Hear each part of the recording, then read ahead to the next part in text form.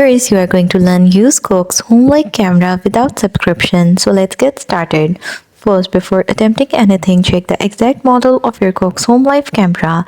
Some versions like the iCamera series are capable of working with other smart home platforms. If your model supports open standards, you may be able to connect it to compatible smart home hub, for example, platforms that supports IP cameras. The hub acts as the new controller for your camera.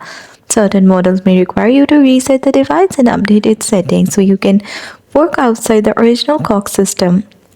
This often involves connecting the camera to your home router, then adjusting network configuration options.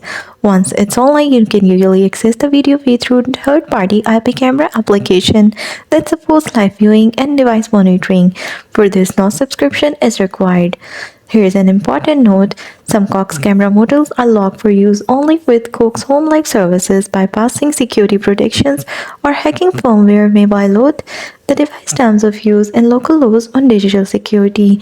So only proceed with methods approved for your specific camera model. And that's all. Thanks for watching. Don't forget to like and subscribe.